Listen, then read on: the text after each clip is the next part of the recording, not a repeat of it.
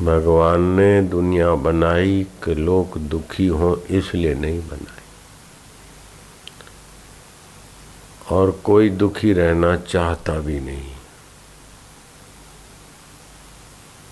तो न सृष्टिकर्ता ने दुखी होने के लिए सृष्टि बनाई, न भोक्ता जीव ने दुखी होने के लिए सृष्टि में कोई कोशिश की। फिर भी लोग दुखी क्यों? परम सत्ता ईश्वर ज्ञान स्वरूप है और चेतन रूप है, और वही ईश्वर आत्मा होकर बैठे। हाथ को पता नहीं मैं हाथ हूं, लेकिन चैतन्य ईश्वर की सत्ता से मन जानता है कि हाथ है। मन ठीक जानता कि नहीं जानता, उसका निर्णय बुद्धि करती है। बुद्धि का निर्णय ठीक है कि बेठीक है, उसको देखने वाला भी ज्ञान स्वरूप सूक्ष्मतम चैतन्य परमात्मा है, और वो हमारे हितैषी। अगर हितैषी नहीं होते और अंतर्यामी नहीं होते, चेतन नहीं होते, तो हम बुरा काम करते तो हृदय की धड़कनें क्यों बढ़ती है? हम तो नहीं चाहते बुरा काम कर, हृदय में डर आ जाए, धड़कने। अच्छा काम करते तो बल कहाँ से आता है? तो मानना पड़ेगा वो चैतन्य है, ज्ञान स्वरूप है और हमारे हितैषी है। जैसे बच्चा बुरा काम करता है तो माँ बाप रोकते हैं क्योंकि बुरा फल होगा। अच्छा काम करते तो उसको पोषते हैं। ऐसे ही त्वमेव माता च पिता त्वमेव। माता का अंतरात्मा होकर बैठे, पिता का त्वमेव बंधु च सखा त्वमेव। माता पिता गुरु बंधु का अंतरात्मा होकर बैठे परमेश्वर। त्वमेव विद्या द्रविणम त्वमेव त्वमेव सर्वम मम देव देवा। तुम सर्व रूप में आप हो, मेरे देव हो। तो फिर मैं दुखी क्यों? और वो समर्थ सृष्टा हमको दुखी करना नहीं चाहते, हम दुखी रहना नहीं चाहते। वो हमारे से दूर नहीं है और उसने हमारी उपेक्षा नहीं की। अगर उपेक्षा कर ली होती तो हम अच्छा काम करें तो हमें फिर अच्छी जगह पर सत्संग में प्रेरित नहीं करता, और बुरा काम करते तो हमारे दिल की धड़कनें नहीं बढ़ाता, तो हमारी उपेक्षा भी नहीं की सृष्टा ने। और हमसे दूर भी नहीं है, और हम दुखी होना चाहते भी नहीं, और वो दुखी करना भी नहीं चाहते। फिर भी लोग दुखी क्यों है?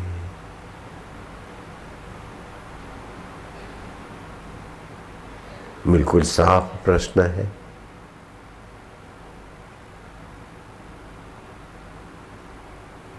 जैसे मैंने प्रश्न किया कई बार, लाखों लाखों लोगों ने सुना है, करोड़ों लोगों ने सुना है। बुद्धि खाती क्या है, बुद्धि पीती क्या है, बुद्धि का वास्तविक स्वरूप क्या है? तो कई लोग अंट संट जवाब भेजते रहते, आज तक सच्चा नहीं मिला। बुद्धि ज्ञान को खाती है, प्रेम को पीती है, इस प्रकार का। बुद्धि हरि रस खाती है, प्रेम रस पीती है। ये सब शास्त्रीय उत्तर नहीं है, अपना काल्पनिक उत्तर है।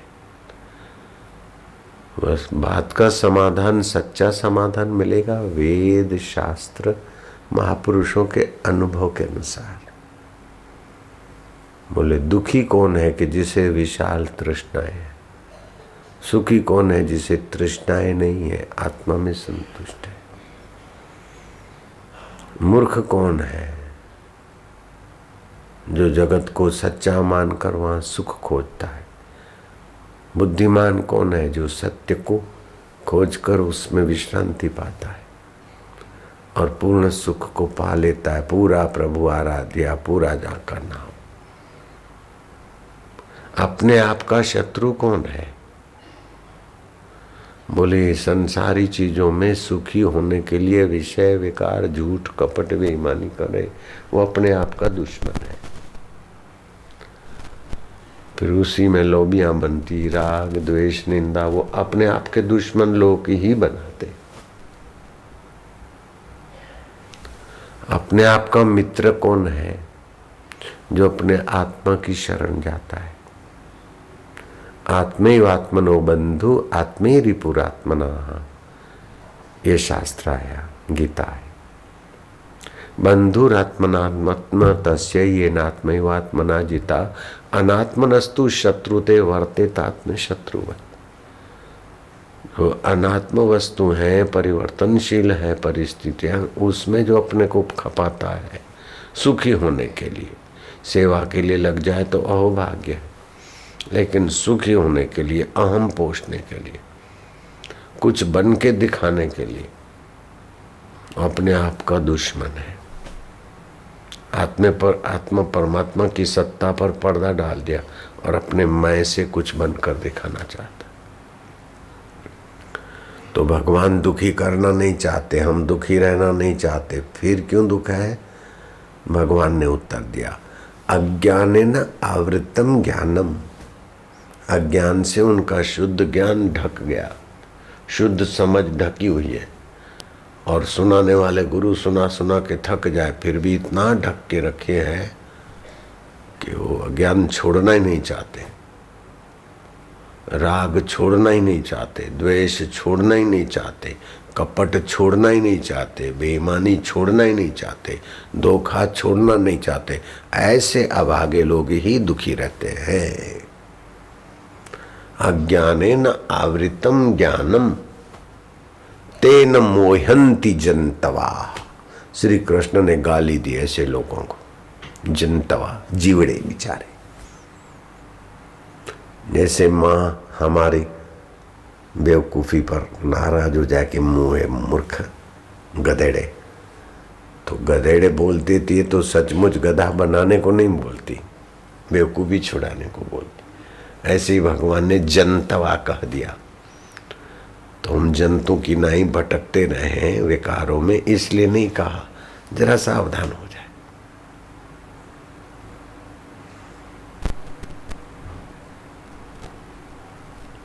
ना दत्तम कश्चित पापम ना सुकृतम विभु अज्ञानेन आवृतम ज्ञानम तेन मोहंती जनतवा।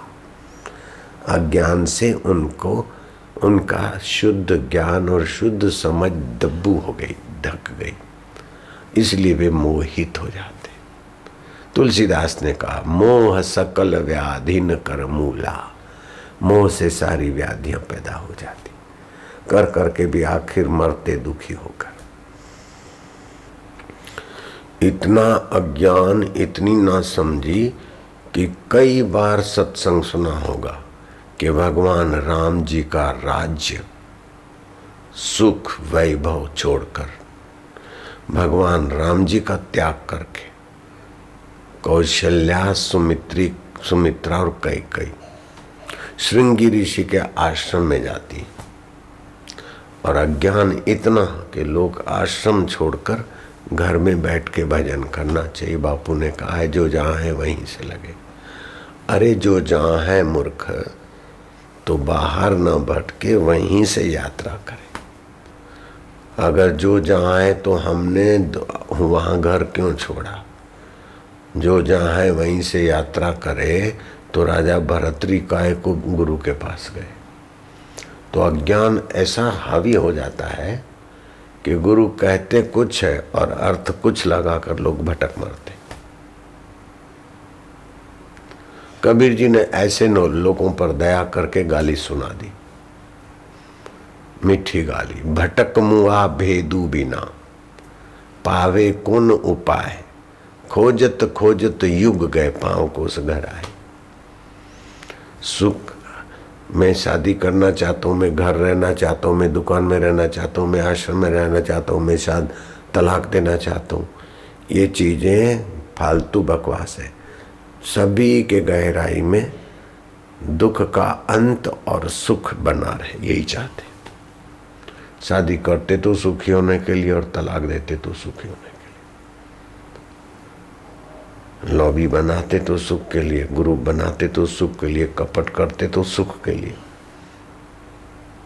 ऐसा अज्ञान के ऐसे ऐसे साधन अपनाते कि जीवन खत्म हो जाए। अज्ञानेन आवृतम ज्ञान।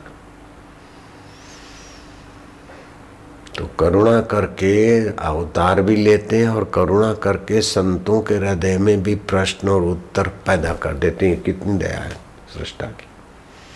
मैं ये प्रश्न पढ़कर नहीं आया अथवा सोच विचार कर आज ऐसा बताऊंगा, ये करूंगा, ये भी करके नहीं आया। यहाँ बैठा, ध्यान में बैठा, फिर मेरे मन में आया कि क्या बोले, तो जो बुलवा रहे बुलवाए, जो बुलवा रहे बोलते।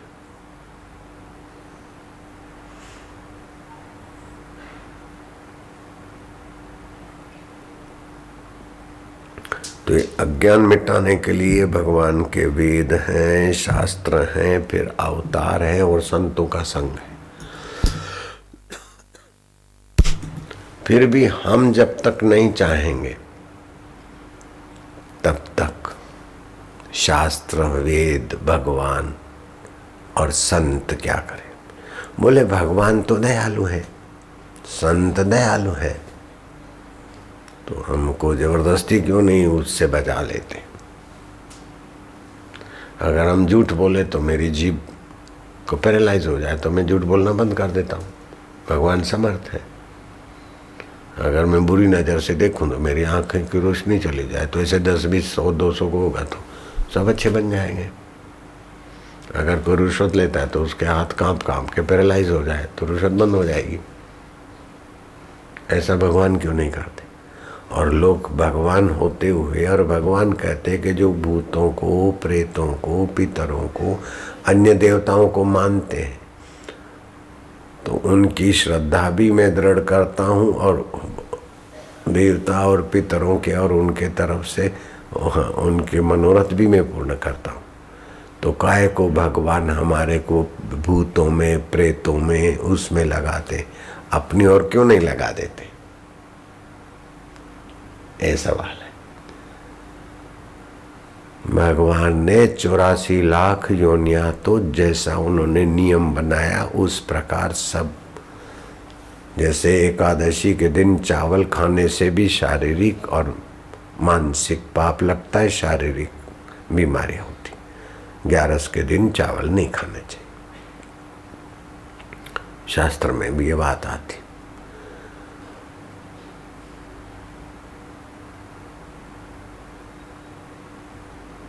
तो फलाना ये काम नहीं करना चाहिए, ये करना चाहिए। तो इससे हमारी बुद्धि के ऊपर जो परतें पड़ी है, नासमझी पड़ी है। तो बोले भगवान फिर क्यों हमको ये करते। भाई शेर अगर एकादशी के दिन सिंह या चीता एकादशी के दिन गाय को मार देता है तो उसको पाप नहीं लगेगा, क्योंकि वो भगवान ने भोग योनियां बनाई कि कर्मों का फल भोगे। लेकिन मनुष्य जीवन भोग योनि नहीं है। देवताओं का जीवन भी भोग योनि है कि स्वर्ग का भोग भोगे, और दूसरे 84 लाख प्राणियां भी भोग योनि। मनुष्य शरीर एक ऐसा है जो भगवान का मित्र बन सकता है, सखा बन सकता है, भगवत तत्व का ज्ञानी बन सकता है, भगवान की लीला का रहस्य जान सकता है, और भगवान के आत्मा को और अपने आत्मा को एकत्व में देख सकता है। ये मनुष्य को भगवान ने स्वतंत्रता दी। तो जैसी उसकी रुचि हो, जैसी उसकी परम स्वतंत्र, तो मनुष्य को भगवान ने स्वतंत्रता दी है। अगर झूठ बोले और पैरालाइज कर दे तो स्वतंत्रता कहाँ रही। बुरी नजर से देखे और अंधा बना दे तो स्वतंत्रता कहाँ रही। चोरी करे और पैरालाइज हो गए तो स्वतंत्रता कहाँ रही। तो मनुष्य को भगवान ने स्वतंत्रता दी। जिसको भी पूजो, जिसको पाना है उसमें भगवान सहयोग देते। अज्ञान से अगर ज्ञान आवृत हो गया और विषय विकार 84 लाख योनि में भोगते आए हैं तो वही संस्कार हमको घसीट रहे। तो भगवान ने शास्त्र में कह दिया धर्म धर्म को मुख्य बनाकर आप अर्थ धन कमाओ, काम अपनी कामनाओं को नियंत्रित करो। जहाँ तहाँ कुत्ते की नाई भोग वासना या खाते फिरे नहीं। ठाकुर जी को भोग लगाया, लहसुन से प्याज से बचने की जरूरत हो तो बचे, औषध की जरूरत हो औषध रूप में। इस सारा भगवान ने ज्ञान धन्वंतरी होकर आयुर्वेदिक ज्ञान दे दिया। और फिर वैद्यों को, डॉक्टरों को, संतों को भी प्रेरित करके वो भी बताते। फिर हम बदपरहेजी करें और बीमार पड़े तो इसमें भगवान का क्या दोष? वो भी हमारी स्वतंत्रता है। हम मांस मदिरा लेते हैं कि सात्विक भोजन लेते हैं, हम स्वतंत्र हो गए। तो कर्म करने में हम परम स्वतंत्र है, लेकिन फल तो जो नियता का विधान है वही होगा। खून करें कि हम न करें वो हम स्वतंत्र है, लेकिन फिर सजा मिले या न मिले उसमें हम स्वतंत्र नहीं है। बोले होगा वही जो राम रचि राखा, वही होता है जो भगवान ने रच के रखा है।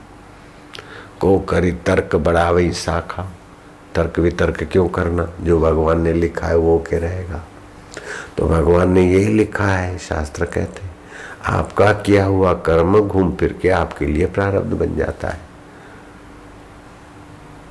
बोले भगवान ने लिखा था उसको मेरे हाथ से मरना, तो मैंने उसको गोली मार दी।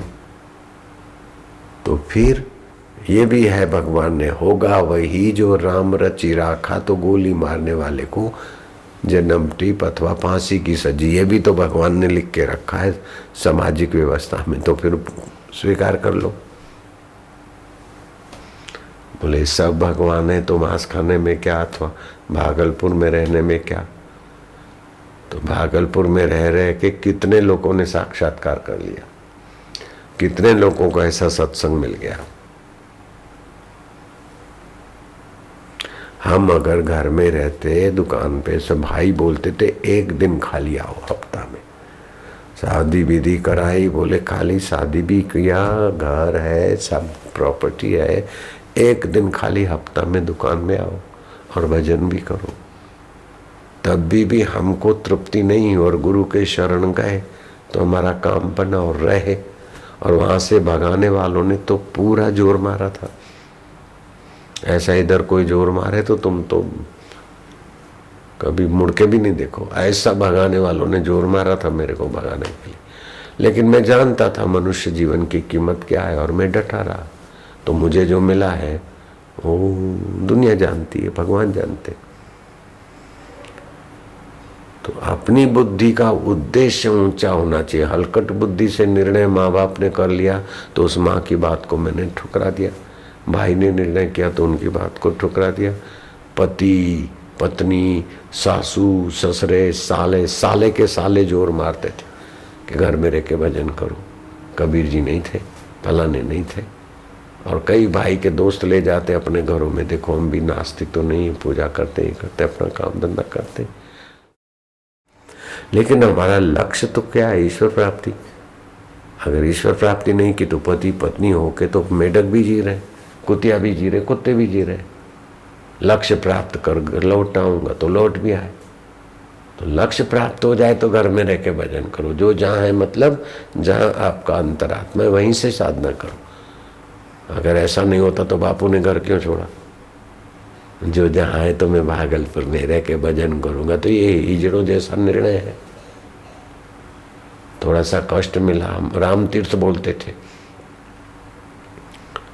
एक आदमी को किसी ने चिढ़ाया तो गाय का शेर सिंह है, शेर तो छपा नहीं, हाथ पर तो कम से कम छपवा क्या, तो गया वो मशीन से हरे रंग की स्याही डाल के नहीं छूंदने छूनते, तो बोले मेरे को शेर छाप दो, मैं शेर सुनूं। उसने उठाया हथियार और ठहरो ठहरो ठहरो, क्या करते हो?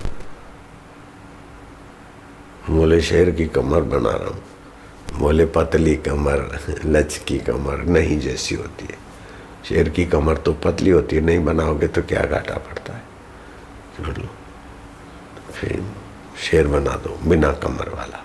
तो उसने दूसरी जगह ठहरो क्या कर रहे हो? बोले शेर पंजों पे खड़ा है, 2 पंजे आगे हैं और बाकी पीछे, इतने ही छाप देते। बोले जब कमर नहीं तो पंजे काय को बनाते हो? उसने सोचा अब ग्राहक है कुछ तो दे देगा। बोले चलो पंजा भी नहीं कमर भी नहीं, खाली शेर का चेहरा छाप देता हूँ, शेर सिंह कहलाएगा। लगा जरा जब कमर नहीं पंजा नहीं तो चेहरा छापने की क्या जरूरत। मारी थप्पड़, शेर सिंह कहलाता है हराम ज्यादा, जरा सा कष्ट तो सह सकता नहीं और बहाने मनाता है दुनिया भर के। मूर्ख है। अज्ञानेन आवृतम ज्ञानम तेन मोहंती जनतवा। विमोहित हो जाते, शरीर को महत्व दे देते, वाहवाही को महत्व दे देते। हरे मान अपमान निंदा स्तुति साप साते हुए भी ईश्वर के रास्ते चल देना चाहिए। कौशल्या महारानी को जो सुविधा थी तुम्हारे आगे क्या है? राजा भरतरी को घर में रह के भजन करने की जितनी सुविधा वो रख सकते थे, तुम्हारे आगे 10 जन्म में भी नहीं हो सकती। फिर भी चले गए ना, जहाँ साधन भजन होता है, सत्संग मिलता है, गुरु का सानिध्य मिलता है, वहीं गए। हम भी वहीं गए। अहमदाबाद में कितने लोग हैं? 30-35 लाख है। कितने बापूजी बने? इतना अक्ल नहीं है? वहीं रहकर भजन करो, बापूजी बोलते तो उसका मतलब तुमने क्या कर दिया? जो जहाँ है उसी नाली में बैठ के मंदिर के देवता को प्रकट करो, नहीं आएगा। क्या ख्याल है? अगर जो जहाँ है वहीं बैठ, वहीं से आगे चलो, उसका मतलब ये होता तो आप इधर काहे को आए? घर में पड़े रहते तो सत्संग नहीं मिलता। तो जब पाप जोर मारता है ना, आदमी कुतर्क करके श्रद्धा तोड़ के अपनी तबाही की तरफ जाता है। तुलसी पूर्व के पाप से हरि चर्चा न सुहाए, जैसे ज्वर के जोर से भूख विदा हो जाए। जैसे बुखार जोर पकड़ता है ना तो भूख मर जाती है, ऐसे कोई दुष्कृत्य जोर पकड़ता है ना तो आदमी की जिज्ञासा, अच्छी जगह रहने की सूझबूझ नाश हो जाती है। और श्रद्धा तोड़ने वाले तो पद पद पे मिलते हैं। कबीर जी के लिए लोग क्या बोलते थे, नानक जी के लिए क्या नहीं बोले लोग, कृष्ण के लिए क्या कमी रखी, बुद्ध के लिए क्या कमी रखी। अरे बुद्ध के बगीचे में से तो वैश्या की लाश निकली, जो वैश्या बोलती थी कि मेरे को बुद्ध जैसा ग्राहक मिल गया, इसीलिए अभी मैं यहाँ नहीं रहती हूँ, जेतवन में ही रहती हूँ जहाँ बुद्ध रहते। और फिर बुद्ध विरोधियों ने ऐसा किया और ऐसा, कुछ लंबी कहानी। फिर भी आज तक बुद्धिज्म चल रहा है। महापुरुषों की निंदा हुई या किसी ने अपनी अपनी कल्पना कही, और एक बात आदमी बोलता है, 2 बोलते, 10 बोलते, 100, 1000 बोलते तो लगता है कि सच्ची बात होगी। तो उस समय सच्ची बात करके कितने लोग खाई में जाके गिरे, लेकिन बुद्ध तो तरे, सालू का मलू का तरे। कबीर जी की निंदा सुन के कई लोग खाई में जाके गिरे, अश्रद्धालु के। तो संत महात्मा को कबीर, ये सलूका मलूका को कबीर जी ने कहा कि भाई वो वैश्या बोलती है, मैं उसके बिस्तर पे था, दारू वाला बोलता मैंने दारू पिया, ये सब बोलते, सब लोग जा रहे, तुम क्यों नहीं जाते? बोले आप दारू पीते कि नहीं पीते वो हमारा देखने का अधिकार नहीं है।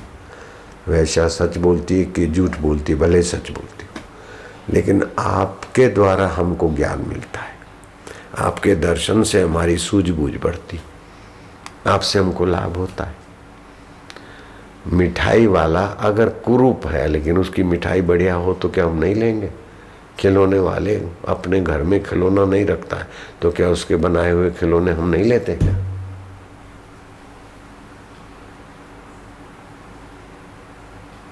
ऐसे कपड़े वाला अपने घर में उसी प्रकार की डिजाइन, उसी प्रकार के कपड़े नहीं रखता है तो क्या हम उसके कपड़े नहीं खरीदते क्या? ये तो दुर्बुद्धि लोगों का है कि अरे संत ऐसे हैं, फलाने ऐसे हैं, कथा वाले ऐसे हैं, फलाने ऐसे, ऐसे करके निंदा करके नरक में पड़ो। भगवान राम के गुरु योग वशिष्ठ में लिखा है कि राम जी मैं बाजार से गुजरता हूं तो मूर्ख लोग मेरे लिए क्या क्या बोलते हैं मुझे सब पता है, मैं हाथ जोड़ के प्रार्थना करता हूं। वो उस जमाने में द्वापर युग,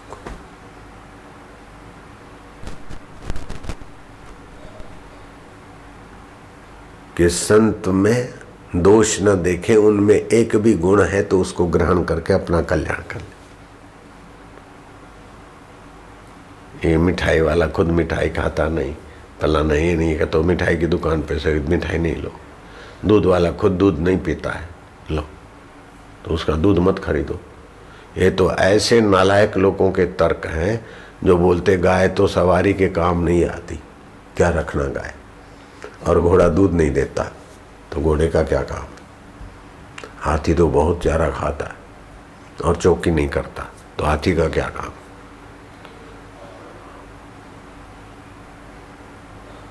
और कुत्ता भौंकता रहता है तो कुत्ते का क्या काम है। अरे कुत्ते से कुत्ते का काम ले मूर्ख, हाथी से हाथी का ले, गाय से गाय का ले, घोड़े से घोड़े का काम ले। ऐसे महापुरुष के ज्ञान का फायदा ले, उनके प्रेमा भक्ति का फायदा ले, उनके शास्त्र का फायदा ले, उनके प्रति जो श्रद्धा भक्ति से चलते ऐसे सज्जनों के संग का फायदा ले। और जो दुर्बुद्धि हुए उनसे बच ले बस। जिनकी दुर्बुद्धि है उनकी श्रद्धा नाश हो जाती है। कोई ना कोई दूषित कर्म है, इसलिए विपरीत विचार आ जाते। जब हम बुरा करते हैं तो हमारी मति मारी जाती है और उल्टा देखते, और अच्छा करते तो हमारी मति खिलती है। भय कृत भय नाशन, भय देने वाला भी मैं हूँ और भय का नाश भी मैं करता हूँ। जब हम सच्चाई से कर्म करते हैं तो निर्भीकता भगवान देते, और वासना प्रेरित होकर और कपट प्रेरित होकर कर्म करते तो धड़कन भी वो ईश्वर देता है। इसलिए लोभी बनाना, राग द्वेष बढ़ाना, ये करना ये बिल्कुल नीच प्रवृत्ति है।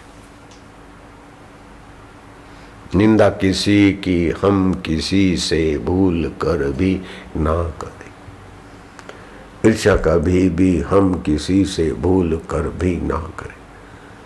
निंदा एक ऐसा जहर है, ईर्ष्या एक ऐसा विष है कि जिस हृदय में रहता है उसी को तुच्छ बना देता है, उसी को नीच बना देता है।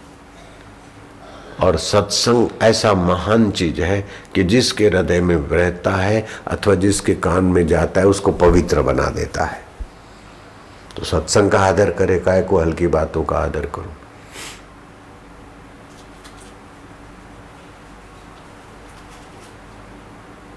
सलूका मलूका डटे रहे और अरे गरे भाग गए तो कबीर का क्या बिगड़ा। मेरे गुरुजी के यहाँ से कई आए कई भाग गए तो मेरे गुरुजी का क्या बिगड़ा। और मैं सब कुछ सहन तो क्या करना है, कोई सहन नहीं किया, वो तो उनकी कृपा थी। जिन्होंने भी मेरे को भगाने के लिए करा उनकी कृपा थी, मुझे मजबूत बनने का अवसर दिया।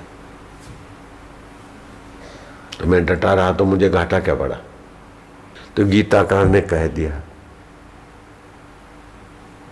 आत्मैव आत्मनो बंधु, वो अपने आप का बंधु है और अपने आप का दुश्मन है। अगर संसार की सत्य बुद्धि करके शरीर को मैं मानकर संसार में सुखी रहने को होता है तो अपने आप का दुश्मन है। विषय विकारों में, व्यवस्था में, ऐश मजे लेने में तो अपने आप का दुश्मन है, गीता ने कहा। तो दूषित अन्न अथवा दूषित व्यवहार से हमारी बुद्धि विषय विकार और संसार में जाती है, और पवित्र अन्न और पवित्र कर्म से हमारी बुद्धि पवित्रतम ईश्वर की तरफ जाती। तो कौशल्या जी के पवित्र कर्म थे, पवित्र अन्न था, पवित्र चिंतन था, इसलिए कौशल्या जी उतर गई। हमारे भाई हमको समझा समझा के थक गए। देखो हम मजे से रहते, भजन करते, कई लोग समझाते थे, लेकिन हमारी कोई ईश्वर की कृपा थी। हम सात्विक अन्न खाते थे, अच्छे लोगों का संग करते थे, अच्छी पुस्तक पढ़ते थे। तो हमने निर्णय किया तो हमको घाटा क्या पड़ा, हमारा भविष्य क्या खराब हुआ। पत्नी को छोड़कर गए, माँ को छोड़कर गए, घर बार छोड़कर गए, वो बर्तन मांजते थे, लोगों के दुत्कार सहते थे। 200 लोग आते, चोर डाकू समझ के हथियार लेके मारने को आते, सब सहा तो हमारे को घाटा क्या पड़ा। आप लोगों को तो इतना सहना भी नहीं पड़ेगा। हम तो ईश्वर की खोज में मन माने साधन भजन करते थे, आपको तो मन माना करना नहीं है, खाली जो बताना है उधर ही सीधा जाना है। हमको तो भटक भटक के फिर मिला, आपको तो भटकने का भी तो नहीं रहा।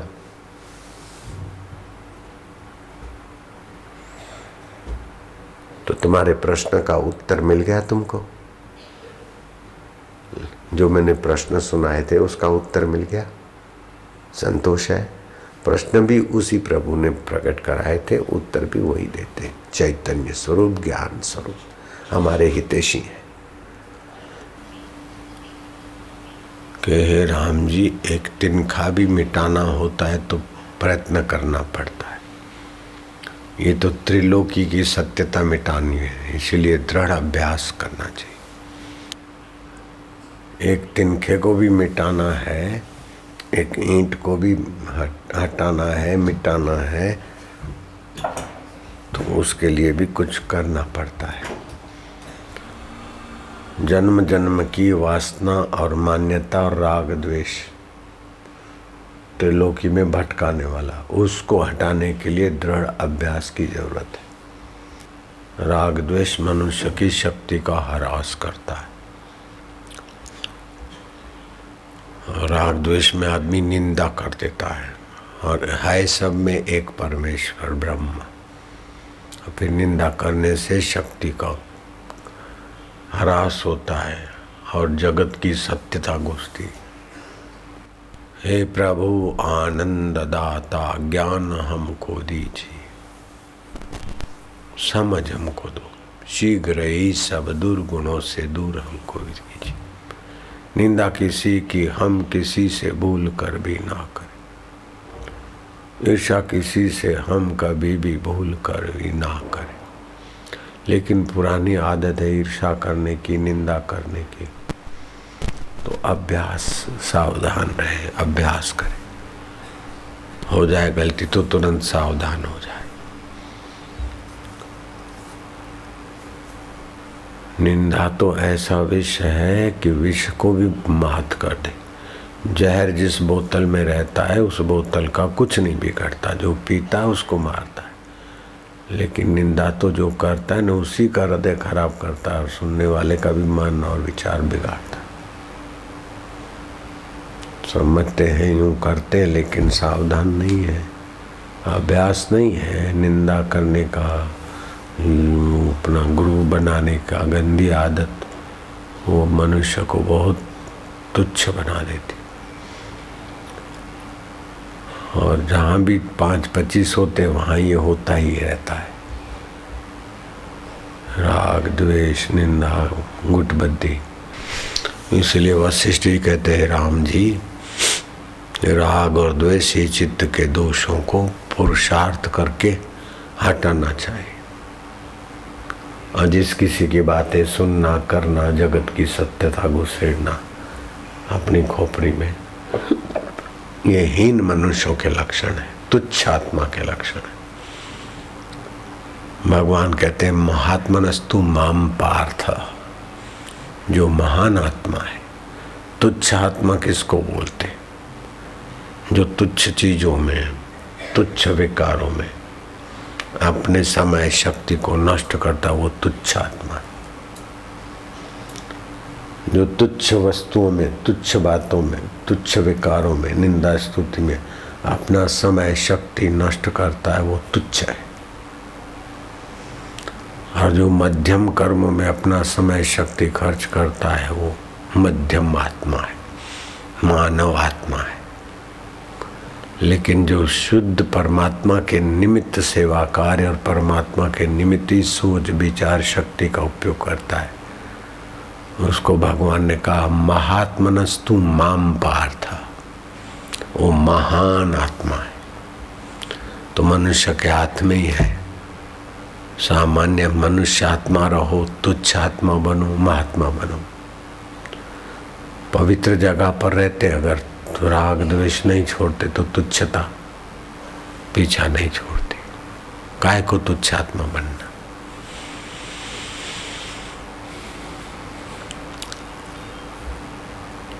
रामायण में आता है, उमा संत की यही बड़ाई, मंद करत ते ही करत भलाई।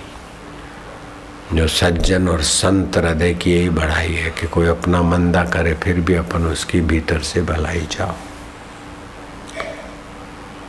लेकिन आजकल कलयुग का ऐसा कुप्रभाव पड़ा है, हलकट आत्माओं पर तो खूब ज्यादा। उमा कली की यही बड़ाई, खा वही रोटी करे लड़ाई।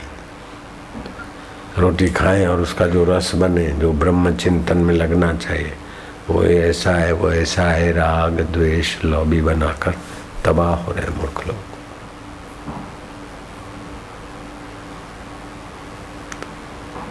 तो हे राम जी, एक तिनखे को नष्ट करना है तभी भी यत्न करना पड़ता है। तो जन्म जन्मान के संस्कार उनको नष्ट करने के लिए दृढ़ पुरुषार्थ चाहिए।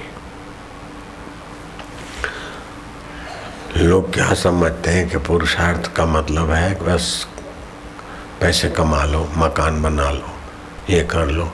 हकीकत में ये पुरुषार्थ शब्द के साथ अन्याय हुआ है। पुरुषस्य अर्थ इति पुरुषार्थ। पर ब्रह्म परमात्मा पुरुष के अर्थ जो प्रयत्न करे वह वास्तविक में पुरुषार्थ है। बाकी सब प्रकृति अर्थ है। प्रकृति की चीजों को पाने के लिए पुरुषार्थ क्या है?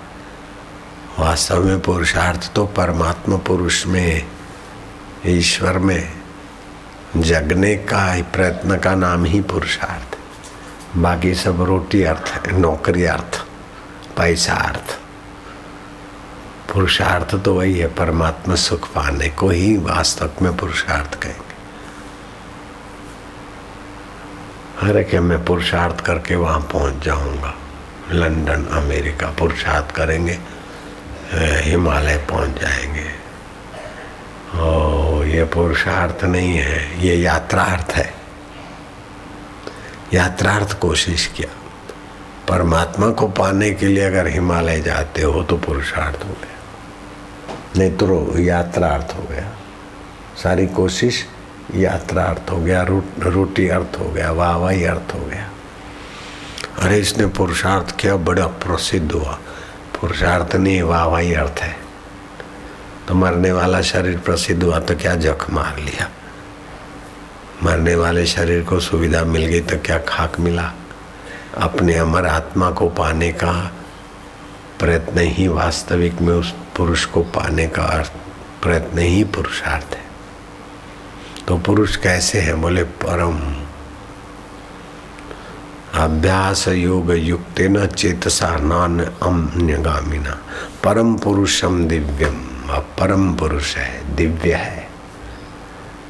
मन बदलता फिर भी नहीं बदलता, बुद्धि बदलती फिर भी नहीं बदलता, विचार बदलते फिर भी नहीं बदलता, देह बदलती और मर जाती है फिर भी नहीं बदलता।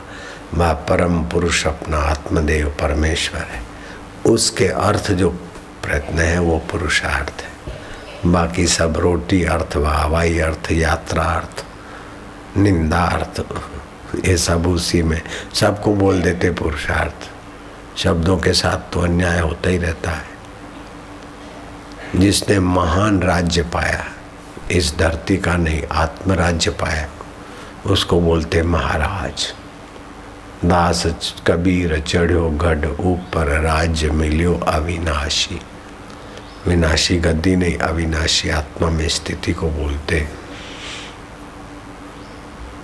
लेकिन आजकल तो भीख मांगने वाले को भी महाराज बोलते हैं और बर्तन मांजने वाले को भी महाराज बोलते। महाराज जरा बच्चे की नाक साफ कर देना, महाराज जरा ये बर्तन धो लेना, महाराज जल्दी रोटी बना देना। रसोई को भी महाराज बोलते, भीख मांगे को भी महाराज बोलते। तो ऐसे ही जिस किसी में पुरुषार्थ बोलते हैं, वास्तव में ये पुरुषार्थ ही नहीं है। ये सब प्रकृति अर्थ है, रोटला अर्थ है, वाहवाही अर्थ है, यात्रा अर्थ है। परमात्मा देव को पाने के लिए, सुख दुख में सम रहने वाले, सत्व में टिकने के लिए जो प्रयत्न है उसको पुरुषार्थ बोलते। वह पुरुषार्थ परम देव है।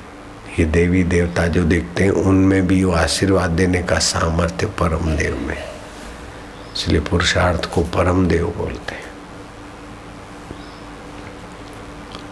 और पुरुषार्थ कैसा? शास्त्र और संत सम्मत। राज विद्या राजगुह्यम पवित्रम उत्तमम। ये सारी विद्याओं की राजा विद्या है आत्मविद्या, बड़ी गोपनीय है, और परम पवित्र है, करने में आसान है और उसका फल प्रत्यक्ष है। स्वर्ग के लिए प्रयत्न करते तो मरने के बाद मिलेगा अभिष्ट,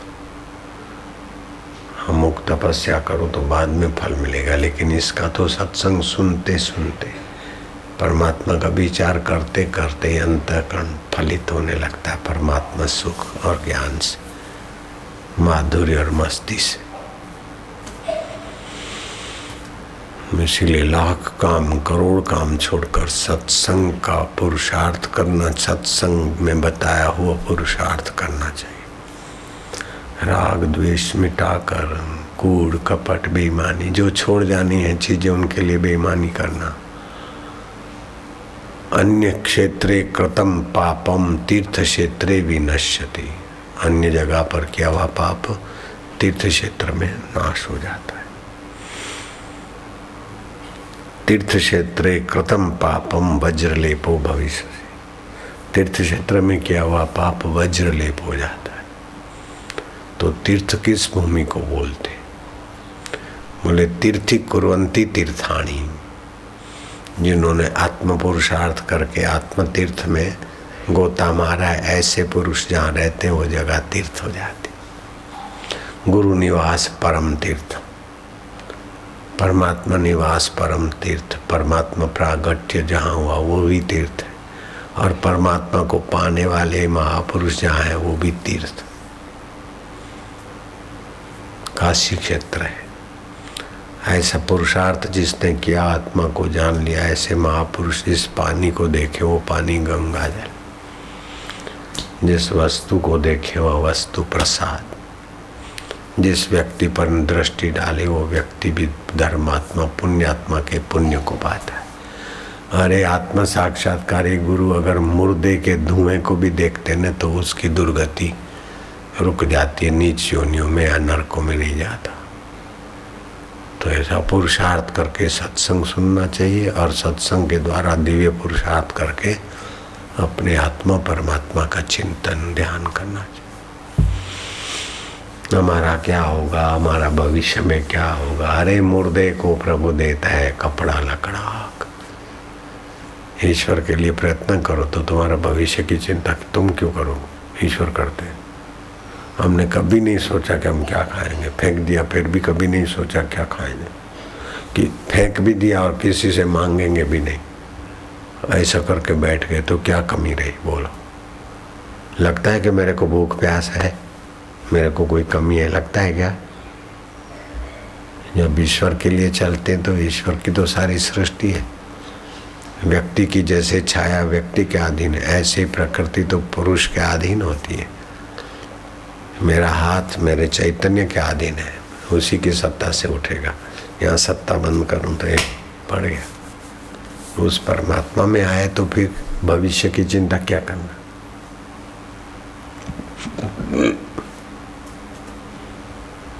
ऐसा परम पुरुष दिव्य, उसके लिए प्रयत्न करे। बाकी के प्रयत्न झूठ कपट बेईमानी करके ये पाया, ये क्या, वो क्या है, तो सब गधा मजूरी है, मूर्ख लोग है, पामर है, पातकी है, नरा अधम है। गीता में ऐसे लोगों को कहा नरा अधम। मनुष्यों में वो अधम है जो बुद्धि को राग द्वेष आसुरी कर्म में लगते हैं, लगाते हुए नरा अधम। आसुरम भावम आश्रिता, आसुर भाव का आश्रय लेते। विमूढ़ा, ठीक तरह से मूर्ख हो गए।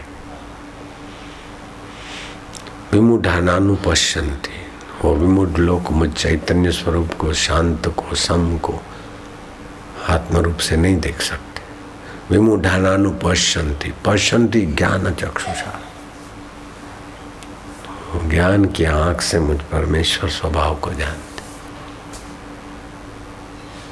ईश्वर प्राप्ति की इच्छा किसको है, सच बोलो। अच्छा, ईश्वर को नहीं पाएंगे तो नहीं चलेगा। ईश्वर प्राप्ति नहीं हो तो नहीं चलेगा, नहीं चलेगा। चला लेना, थोड़ा सा चला लेना, 1-2-5 जन्म के बाद देखा जाएगा। नहीं चलेगा, बढ़िया नौकरी मिल जाएगा तो नहीं चलेगा,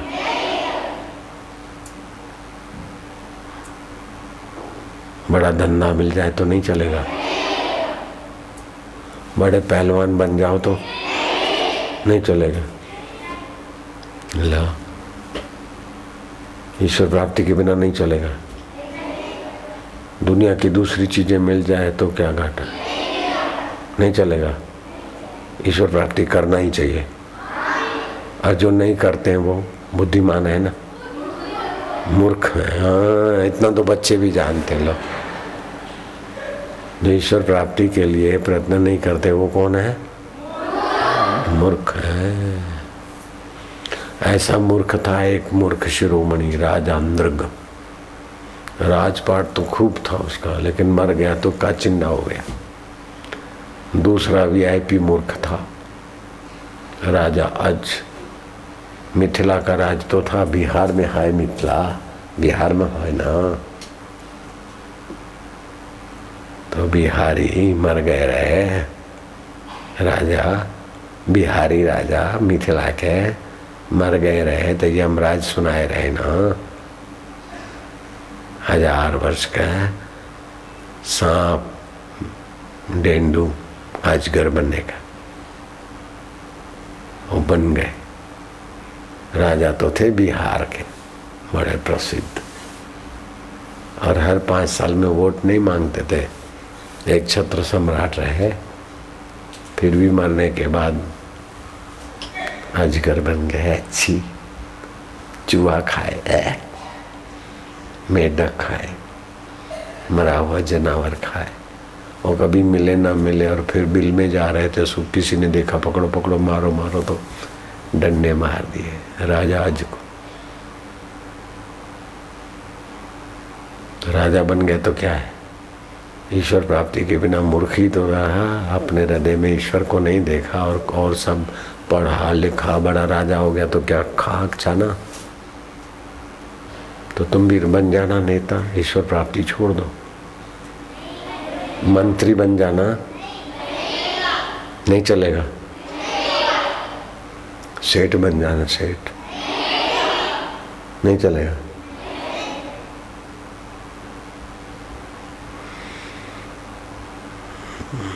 कलेक्टर बन जाना,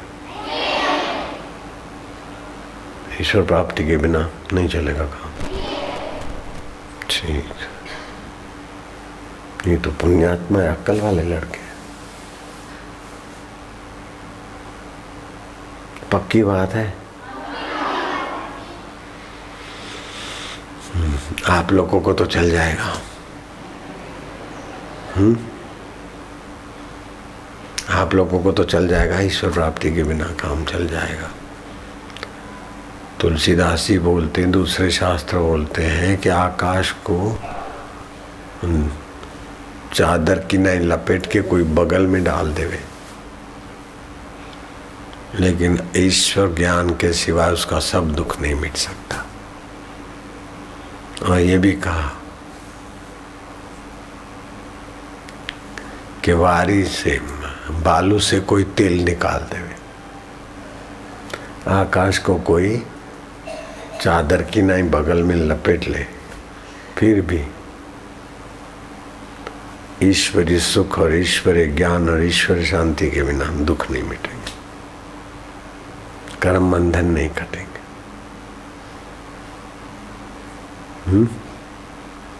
ईश्वर प्राप्ति करना ही पड़ेगा ना। काहे को करना, चल जाएगा। खाओ पियो मजा करो, खाओ पियो मजा करो।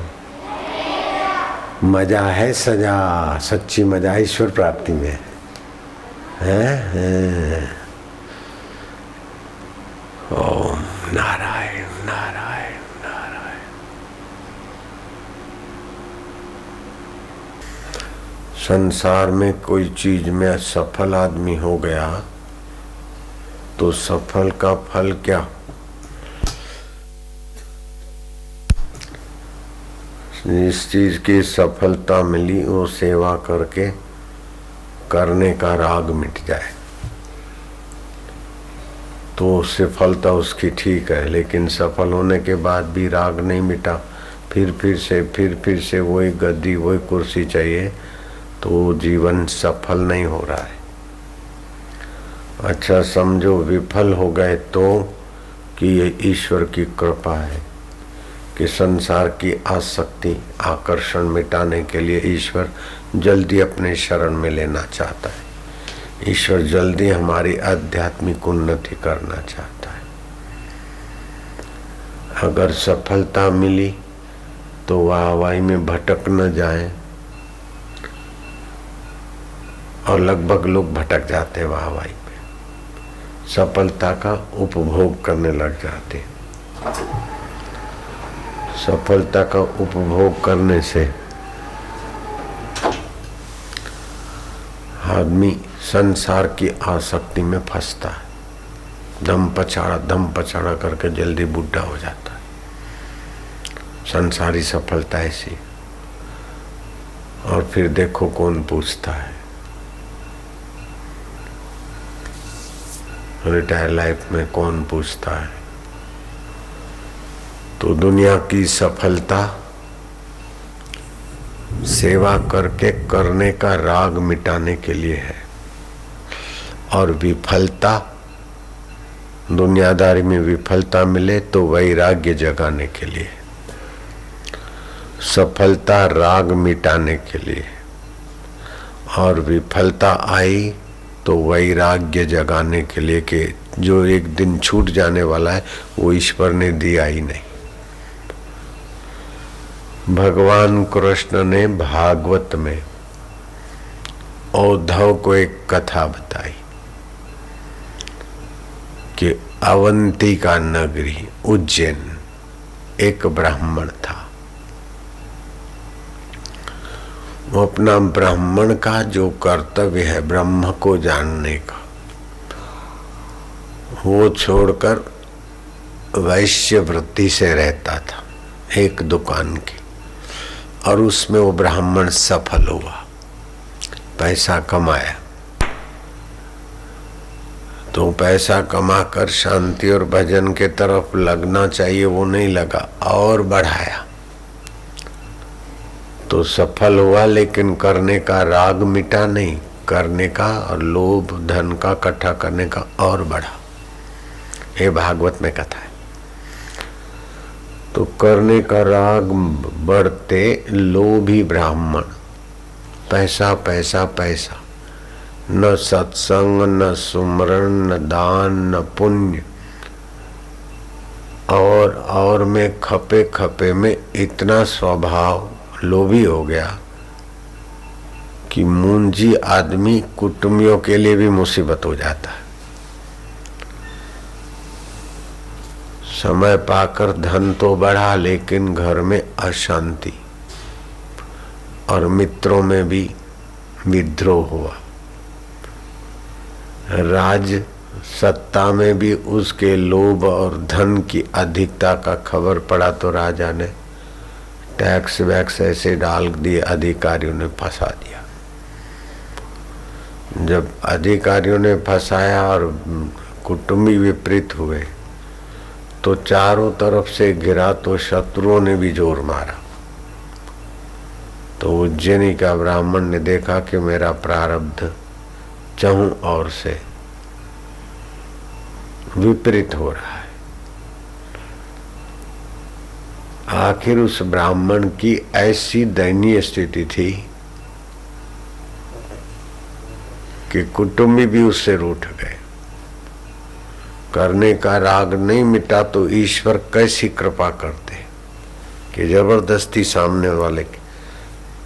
आकर्षण नहीं मिटा तो विफलता दी, आकर्षण नहीं मिटा घर वालों से तो झगड़ा दिया, धन से आकर्षण नहीं मिला तो अधिकारियों और राजाओं के तरफ से विघ्न आया। तो ये ईश्वर की सृष्टि में ईश्वर ओतप्रोत व्यापक सर्व का सुहृद कितनी सुंदर कृपा और व्यवस्था करते कि घर वाले विपरीत हो गए, राज्य सत्ता और अधिकारी शासन विपरीत हो गया, और वो आदमी मानसिक रूप से संसार की तुच्छता बस उपराम हो गया। तो कहाँ जाए, अशांत हो गया तो सत्संग में गए। सत्संग में गए तो समझ मिली कि जो होता है हमारी भलाई के सिवा और कुछ नहीं होता। ये बेवकूफ़ी के कारण होता है कि ऐसा हो गया, मेरा बुरा हो गया, लेकिन जो होता है हजार हजार कटुफल और बुराइयां भी आपस में अंदर मधुफल और अच्छाइयां संजोए हुए आती। विपरीत परिस्थितियां दिखती तो विष की है, लेकिन उसमें अंदर अमृत भरा होता है। બહારથી લાગે કે આ ખોટું થયું, સાલું આમ થયું, પણ અંદર કેટલું હિત છે એ સમય આવતા ખ્યાલ આવશે। तो उस ब्राह्मण ने सत्संग सुना तो देखा कि कुटुंबी रूठ गए, राज्य सत्ता की तरफ से ऐसा हुआ। ये मैं अपने को कोसता हूँ कि मैं अभागा हूँ, लेकिन भगवान की कृपा हुई है कि वो मेरे को संसार की आसक्ति से छुड़ाकर कोई दिव्य जीवन के तरफ ले जाना चाहते। सत्संग में जाने लगा औदव। फिर ये असार संसार से उपरामता हुई और वो दंडी सन्यासी बन गया। तो विरोधियों ने आकर कहा कि ठीक, हाँ, भीख मांगने के दिन आए, ये धंधा बनाया, हराम का खाने के लिए साधु बनता है। मैंने ताने देने लगे। लेकिन सत्संग में सुना था कि जितना जितना विरोध और अपमान हो और भगवान के तरफ लगा रहे, उतना उतना वो शीघ्र संसार के आकर्षण और आसक्ति से उपराम होकर पूरी तरह से ईश्वर में लगता है। और जो कुछ हो उसका निगेटिव नकारात्मक अर्थ न ले, सकारात्मक अर्थ ले तो उसका मंगल जल्दी होता है। आ गांठ वाળવા જેવી છે। જે કંઈ થયું છે સકારાત્મક अर्थ ले, नकारात्मक नहीं लेना चाहिए, क्योंकि भगवान प्राणी मात्र के सुहृद है। सुहृदम सर्वभूतानां ज्ञात्वा माम शांतिमिच्छति। मैं प्राणी मात्र का सुहृद हूँ। अब वो हमारे परम सुहृद जो करेंगे हमारे भले के लिए करेंगे, अच्छाई के लिए करेंगे। माँ जो करती बच्चे के लिए, प्यार करती तो भी अच्छाई के लिए और मारती तो भी अच्छा बनने के लिए, हाँ? ऐसे भगवान जो परिस्थिति देते हैं, वाह वाह। तो विरोध होने पर भी अंदर से वाह वाह। तो दुश्मन और विरोधियों को होता था कि ये क्या है, दुखी नहीं होता, वाह वाह करता है। तो दुख और विरोध तो बाहर से आता है, लेकिन उसके दुख में डूबना, विरोध में डूबना, कि भगवान की स्मृति करके निर्लेप रहना अपने हाथ की बात है। विफलता या विरोध आया, अपन विफलता को याद करके दुख के खड्डे में, दुख का खड्डा खोद के उसमें डूबते हैं कि समझ का शिखर बनाकर उस पे चढ़ते हैं कि संसार दलदल से जान छूटी। सत्संग से जो भला होता है वो किसी कुर्सी से भला नहीं हो सकता, किसी धन से भला नहीं हो सकता, किसी तपस्या से भला नहीं हो सकता। सत्संग ऐसी चीज। उस ब्राह्मण को सत्संग का प्रसाद मिला। मानो उस देव ने उस ब्राह्मण की इसी जन्म में सफलता की पराकाष्ठा देखने की ठान ली हो। विपरीत परिस्थितियां और बढ़ी। वो भिक्षा मांगने जाए तो लोग विरोधी पड़ोसियों को बोले कि मत देना, ये तो दो दो दुकानों का मालिक, अपना पैसा दबा के आया, भीख मांग के तुमको ठगता है। कहीं से भिक्षा मिलती हो तो मना करा दे, और नहीं तो रूखा सूखा मिले। और वो ब्राह्मण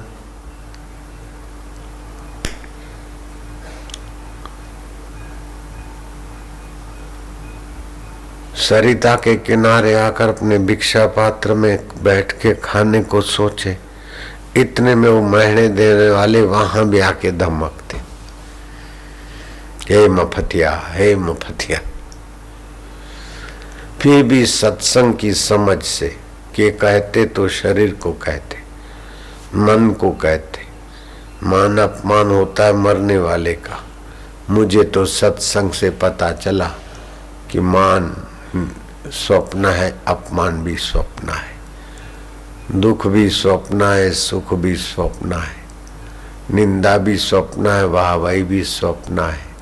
उसको जानने वाला परमेश्वर अपना है। मुझ परमेश्वर के स्मरण में वो विपरीत परिस्थिति में शांत रहता। औधव भगवान कृष्ण कहते हैं भागवत, और तो क्या कहें, विरोधी कभी कभार उसको ताने महने मारते मारते पीछे मुड़ के नहीं देखते। कभी कभी तो वो भोजन करने की जगह पर बैठता तो वहां आकर अधो वायु छोड़ते। चने की दाल खा के शरीर से बमबाजी करते। बमबाजी शब्द मैंने मिलाया, आप समझ जाओ। ऐसी विपरीत परिस्थिति होने पर भी उसने अपने आत्मा को, मुझ अंतर्यामी को दुखी होने नहीं दिया। और उसकी मेरे में प्रीति हो गई कि ये नित्य वस्तु मेरा परमेश्वर है, ये अपमान अनित्य है, मेरे पाप कट रहे। मान अनित्य है, पुण्य खा जाता है, अपमान अनित्य है, पाप खा जाता है। दोनों हमारा समय और पुण्य पाप खाते। मैं तो अमर आत्मा परमेश्वर का परमेश्वर मेरे, ओम शांति, ओम आनंद। मुझ परमेश्वर की खोज में लग गया। और औधव, जैसे दूध में घी छुपा है, तिलों में तेल छुपा है, चकमक में आग, तेरा प्रभु तुझ में है, जाग सके तो जाग। ये बात उस ब्राह्मण को लग गई थी। वो अंतर्ज्ञान में जगने की दिशा में सफल हो गया और साकार रूप में मैं तुम्हारे सामने उस ब्राह्मण की गाथा गा रहा हूं। तत्व रूप से मुझको उन्होंने अपने हृदय में पा लिया था।